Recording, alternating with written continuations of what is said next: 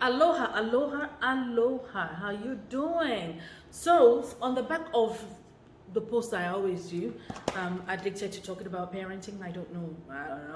Anyway, this is Ronke Posh, and welcome to my channel. Doesn't matter if you're watching it on Instagram. Jealousy, jealousy, jealousy. It's one of the things that happens. Envy. If you want those seeds to germinate in your children, or if it's already growing in you, if it's a big tree already, one of the things that if you really introspect, you find out that it comes off the back of comparison. Comparing yourself to somebody else, comparing your children. Dangerous thing to do. We must understand that every child is unique. We say it all the time, and these things are not exactly breaking news. They're not really PhD topics that somebody has just said. No, but we must be constantly reminded that we shouldn't compare our children. Why shouldn't we compare our children? They're different, number one. So they don't have the same abilities. They are unique in different ways. You can have a child that's very outspoken. You can have a child that is, even some, basic things like one child looks nicer than the other, for lack of a better word.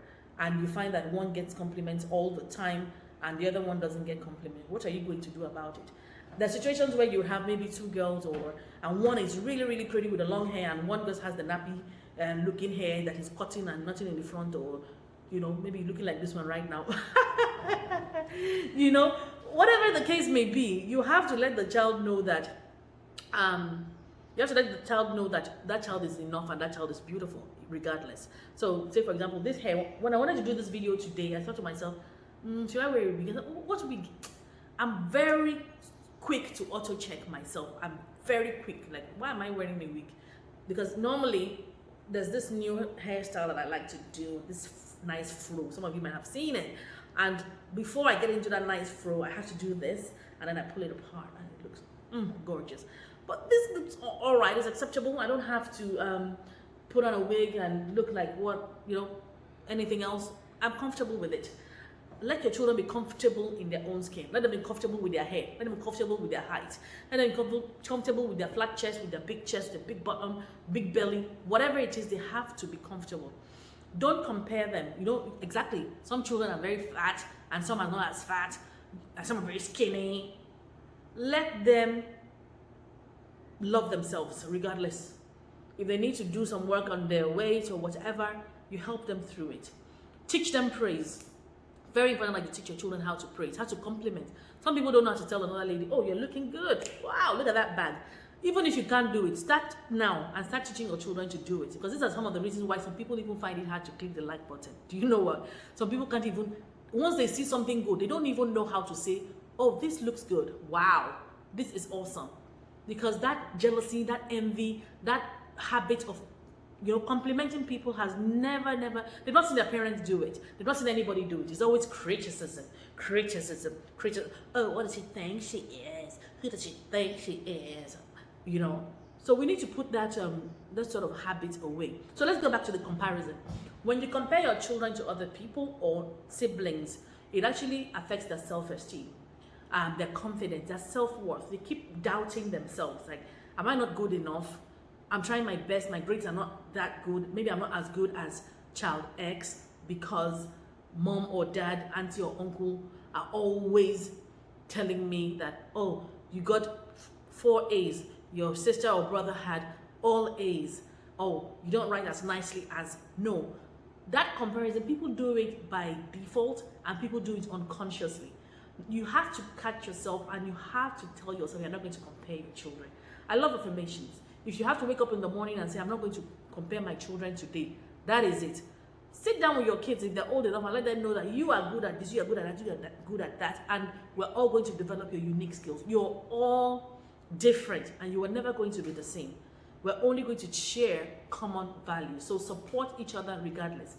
Because when you don't do that, another thing that happens is sibling rivalry. Now they start to resent each other. They hate each other. They hate each other to the point that they can even kill each other. They don't want to support each other.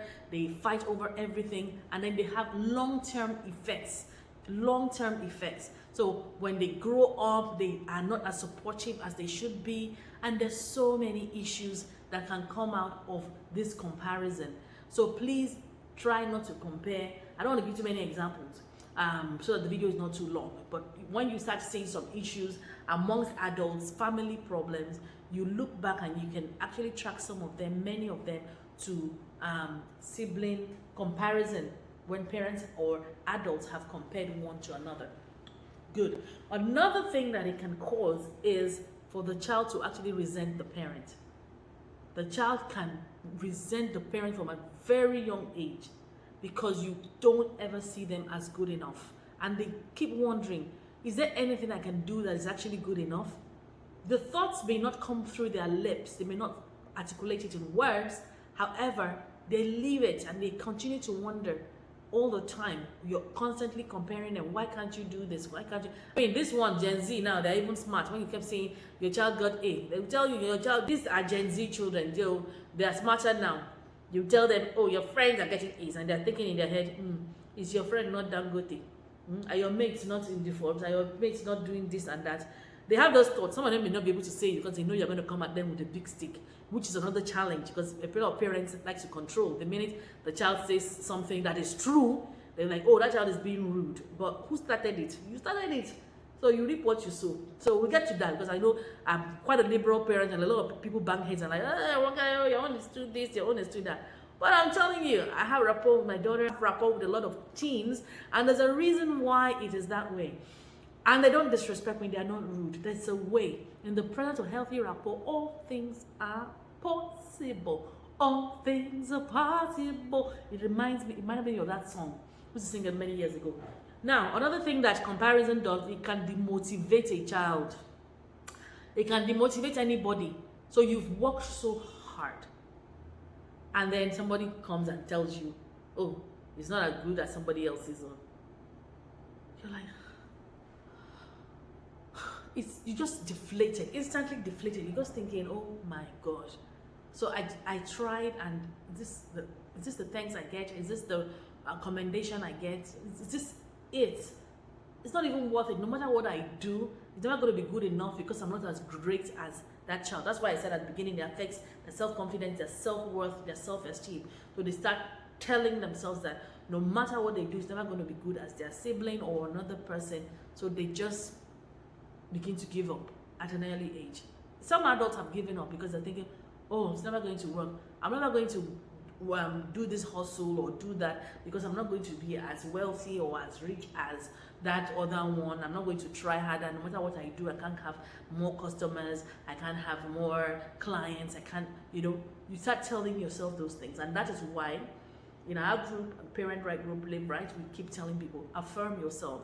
Because when that negative talk comes, you need to say it out. Don't just think it, oh, I'm strong, I can do this. Oh, say it out. The spoken word, say it out. Long-term effects are there. Comparing has long-term effects. Those children can resent you. See some people, they tell them to send money home, they're like, just wait, I can't even wait for my parents to die so that I can just have peace. No, they'll be begging, the parents begging, give me money, give me money, give me money. Even though that give me money business is another topic on its own, which I've talked about it before, and that one just caused war on Facebook because I said our children don't owe us anything, and that's the reality because the Bible does say that we leave an inheritance for our children's children. And I know it's not our culture here, I know people don't want to hear it, but it's the truth, and even it motivates me to want to work hard to leave an inheritance for my children's children. It doesn't make them lazy, but that's a different topic. Just subscribe to the channel and we will continue this conversation. If you haven't, what is it we do here?